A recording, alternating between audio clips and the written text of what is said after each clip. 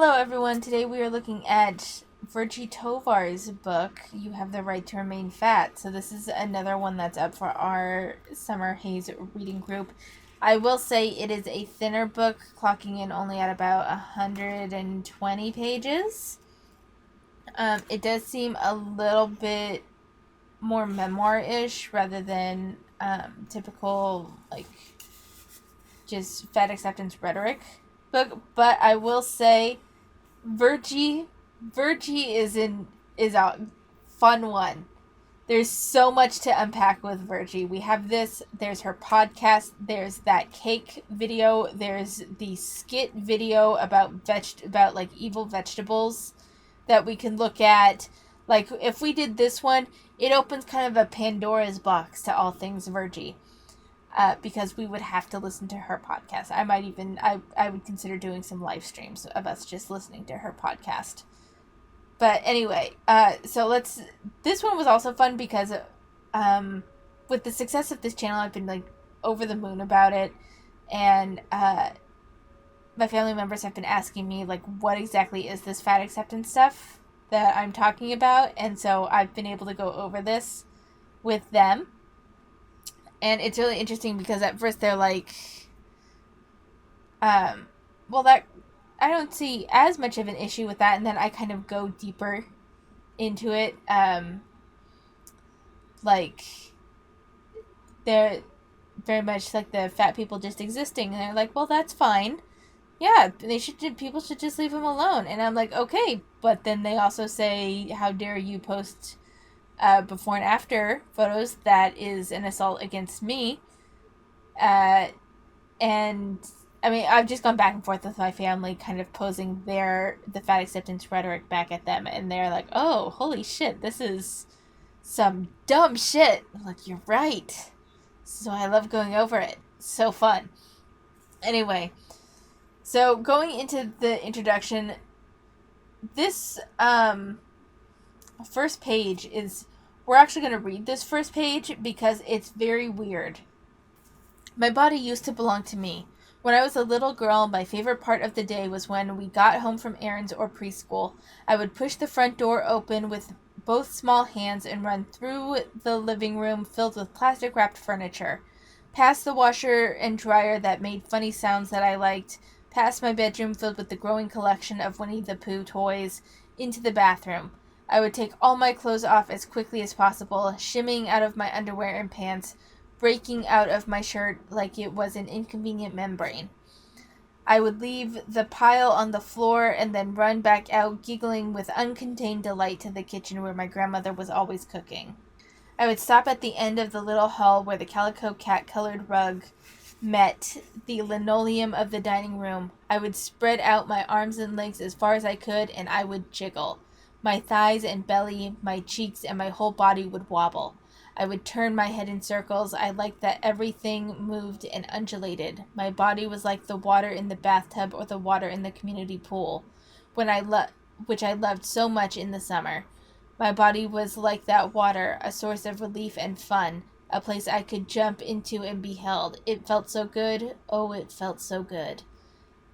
I remember how curious I was and how much I loved that my body could do all these incredible things. I had no sense of self-awareness, only the immediacy of pleasure. It's weird, right?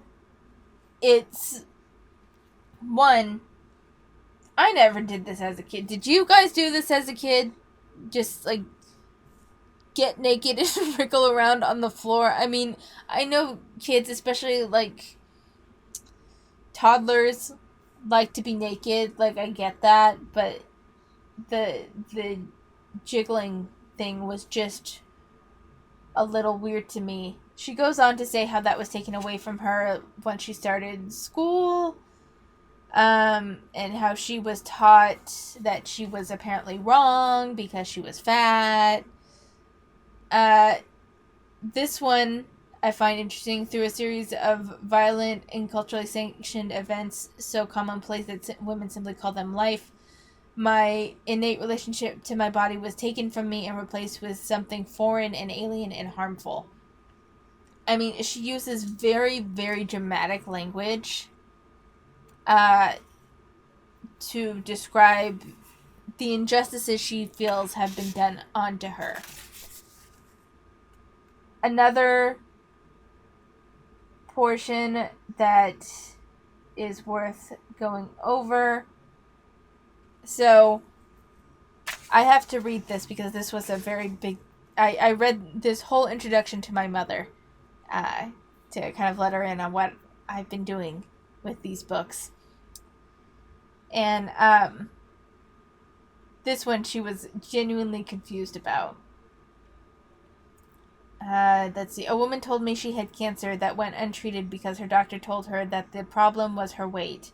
She went in for an appointment because she was experiencing excruciating menstrual cramps and very heavy periods. She was afraid. Rather than examining her, the doctor told her that if she lost weight, that everything would be fine. Had the doctor been willing to take her seriously, she could have found the lump in her uterus, but instead, it grew unchecked for another 3 years.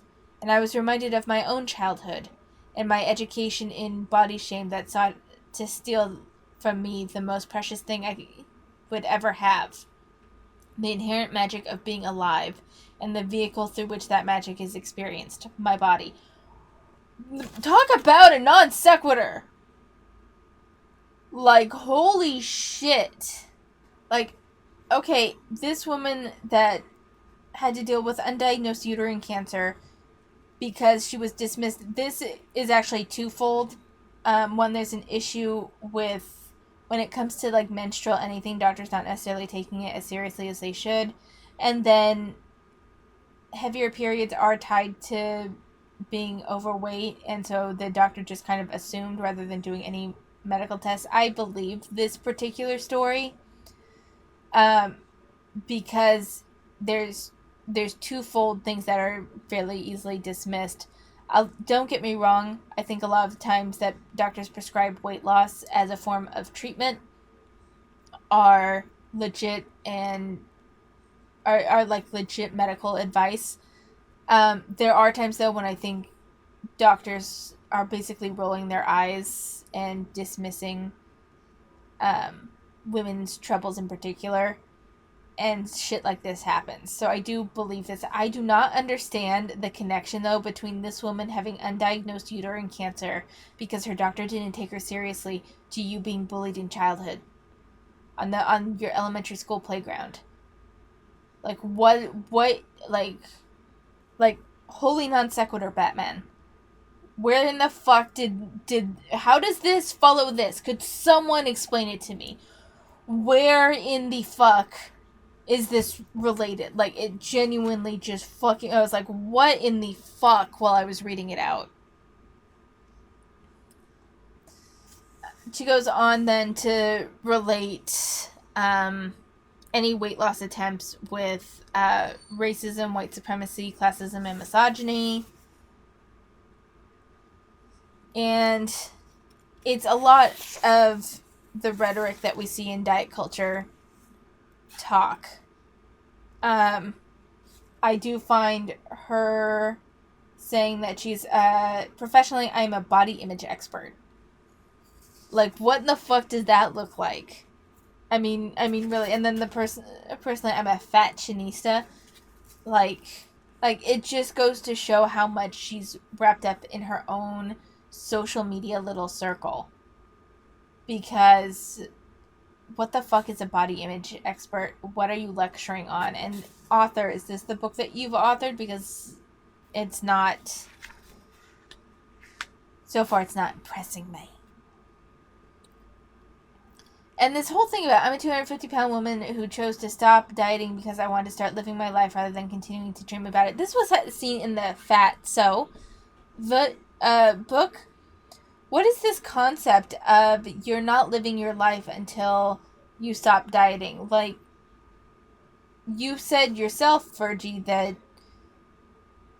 you don't get to be a lecturer, and I mean, you say you're a scholar in the emerging discipline of fat studies. I would love to see what the curriculum is for that.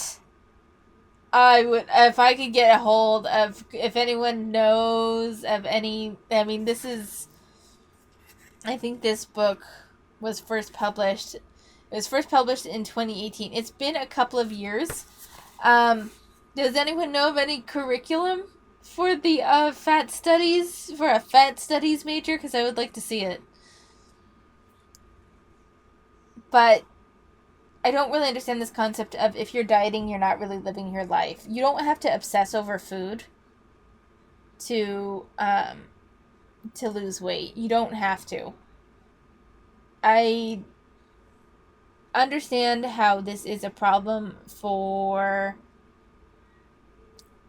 young teen girls specifically, because there's this sense of, because like social connections and having friends at that age is so big, and if you're fat then there's like the sense of exclusion, and so becoming obsessed with weight can be a thing because it is tied directly to your ability to make connections with others. That is something that, okay, I'm a little bit more lenient when it comes to I'm a lot more lenient when it comes to kids, and I'm a bit more lenient when it comes to teens, because there's compounding factors outside of being fat that are more influenced and need to be handled with a level of care. But outside of being a teen girl, I don't see any reason why you would need to obsess over your food.